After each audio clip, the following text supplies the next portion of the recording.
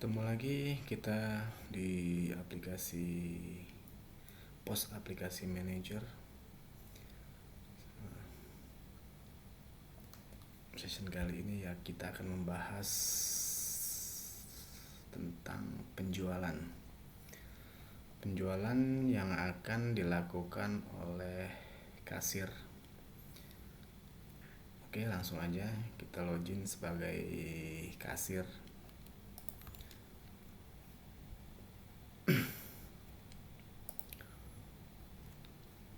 Di sini menu-menu yang akan tampil adalah dashboard. Dashboard ini hanya kasir, transaksi kasir ini saja yang dapat melihat. Ini bisa kita lihat levelnya adalah kasir. Dia toko pertama. Dia dapat merubah password, nama lengkap. Terus di sini ada menu daftar harga. Dia bisa melakukan cetak barcode. Dia bisa melakukan input pelanggan. Dia bisa melihat stok.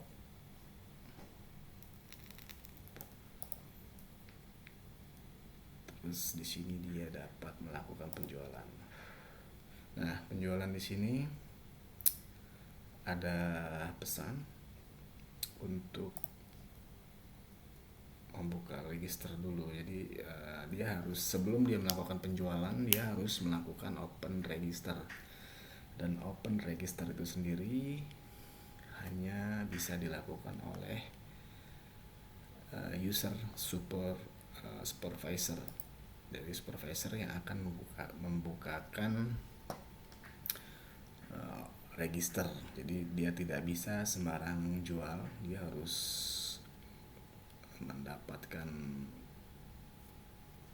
otoritas dari supervisor untuk dibukakan register. Jadi kita tutup, kita login sebagai supervisor.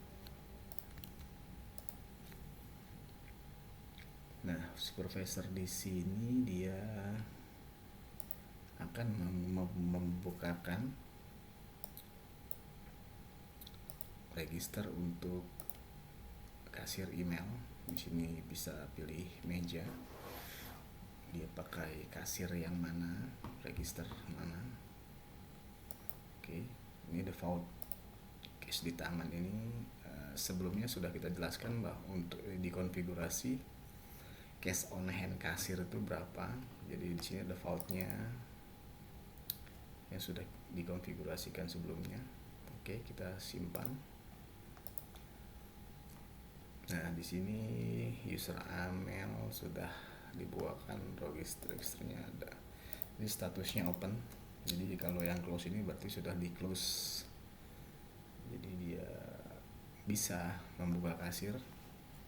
Oke, kita log off lagi. Lalu kita login sebagai kasir. Nah, kita langsung ke penjualan. Nah, di sini si kasir bisa input penjualan. Ini defaultnya toko dia sendiri. Nah, di sini kalau ada pelanggan, master pelanggan yang sudah diinput akan tampil. Jadi defaultnya itu kita buat pelanggan pertama. Misalnya di sini kita pilih durian montong. Dia beli 2 kilo. Apel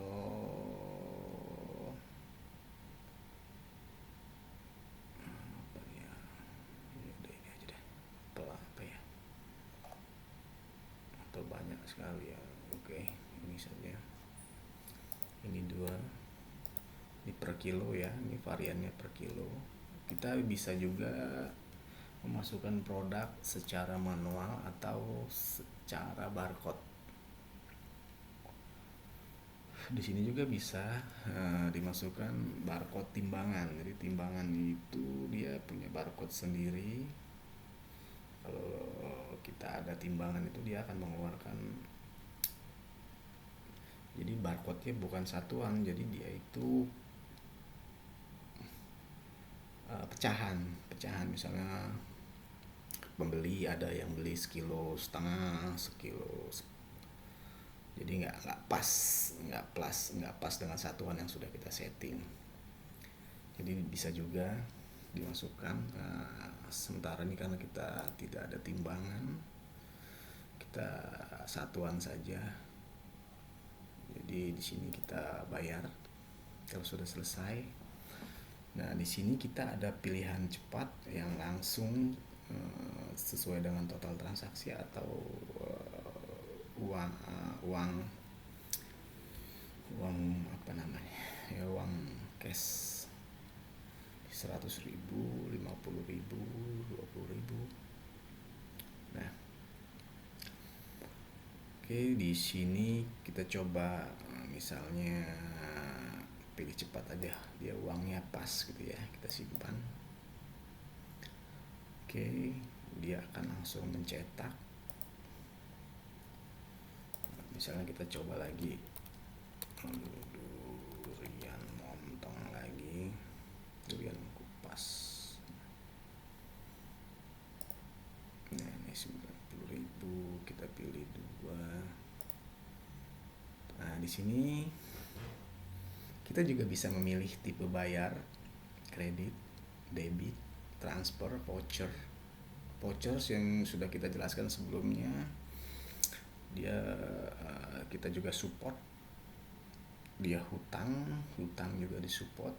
Jadi tipe bayar pun kita support menjadi multi ya. Jadi misalnya ada cash 50.000, jadi di sini kekurangannya 40.000, kita bisa tambah bayar, tambah tipe bayar. Nah, di sini misalnya dia kurang uangnya, kurang 4.000, jadi hutang 4.000, cash 5.000. Nah, kita simpan. Nah, nanti akan terhitung hutang, jadi nanti kita bisa tagih. Di sini juga kita bisa ada yang kita support adalah pending. Pending di sini misalnya ada pelanggan yang dompetnya ketinggalan di mobil, ternyata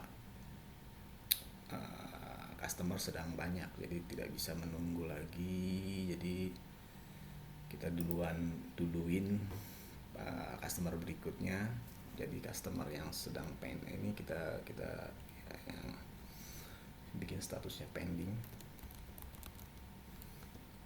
1 misalnya, kita tampung. Nah, itu akan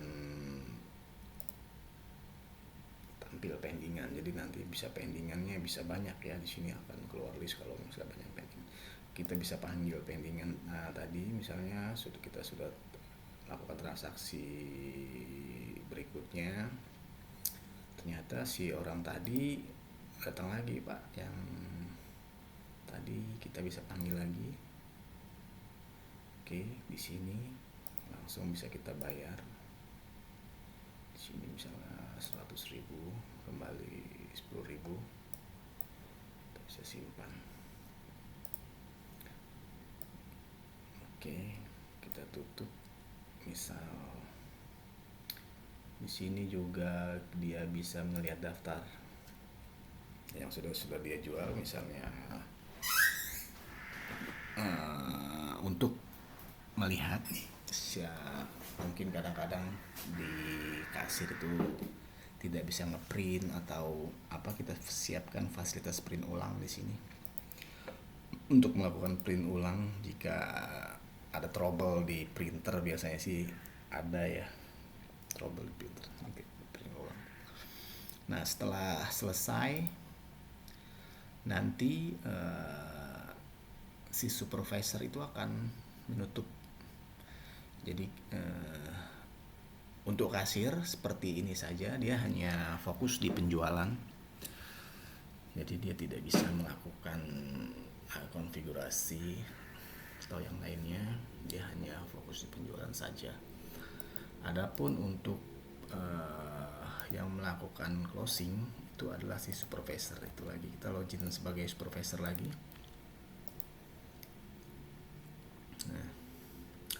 Nah ini kita bisa lihat si supervisor. Nah ini setting register dia. Nah di sini kita bisa lihat pendapatan dia, cash, hutang 40.000, jadi yang dia store adalah 510.000. Lalu si supervisor akan menutup toko, misalnya sudah tutup, sudah malam. Oke. Untuk level kasir mungkin seperti ini.